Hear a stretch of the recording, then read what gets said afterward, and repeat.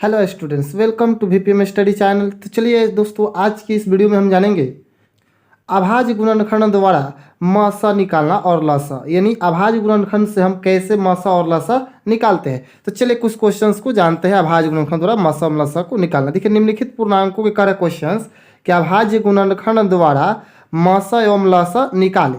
तो देखिए हमारे पास क्वेश्चन है, यहाँ पर लिखा हुआ क्वेश्चन है, एनसीईआरटी का क्वेश्चन है। ये परीक्षा में बार बार क्वेश्चन पूछता है, ध्यान रखिएगा।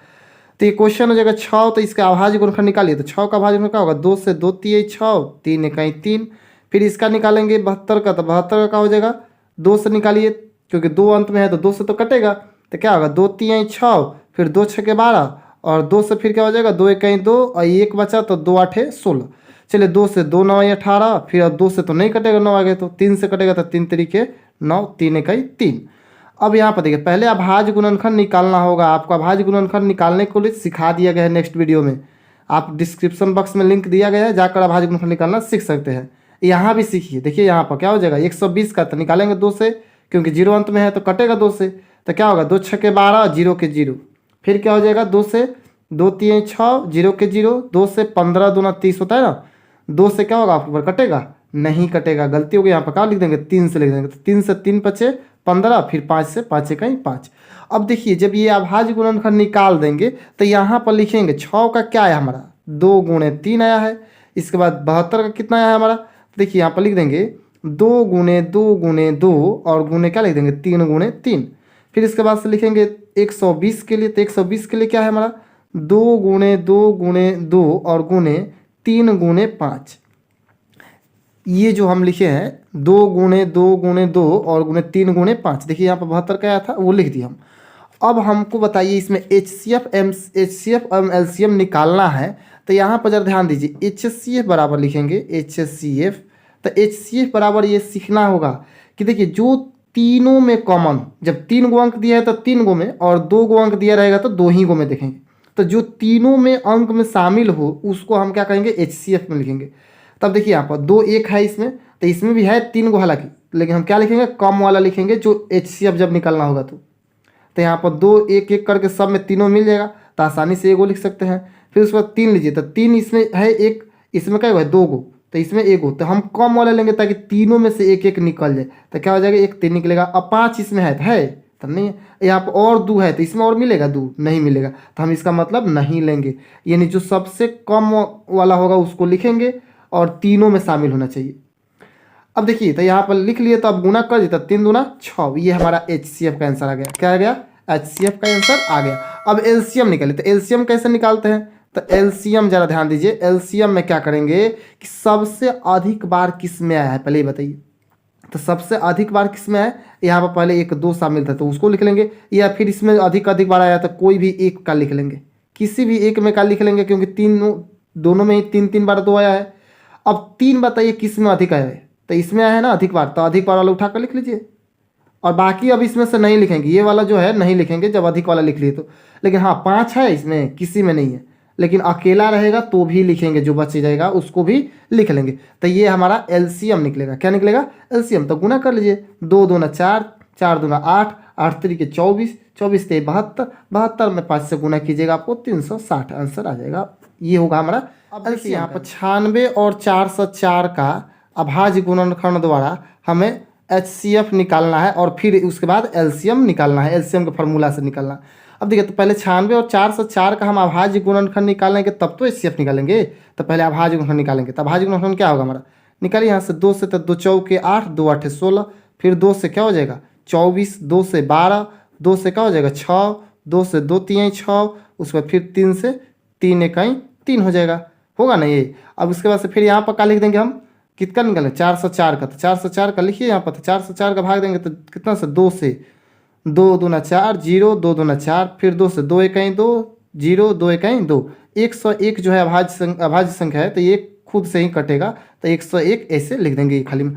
अब देखिए यहाँ पर जब हम लिख लिए यहाँ पर 96 404 का, तो यहाँ पर जरा ध्यान दीजिए, अब इसको लिखेंगे 96 इक्वल टू क्या लिखेंगे? 2 गुणे 2 गुणे 2, और गुणे देख लीजिए कितना है? 1 2 3 4 5, 5 गो तो है, तो यहाँ पर 5 गो 2 लिख लेंगे। उसके बाद से क्या? 1 3 है।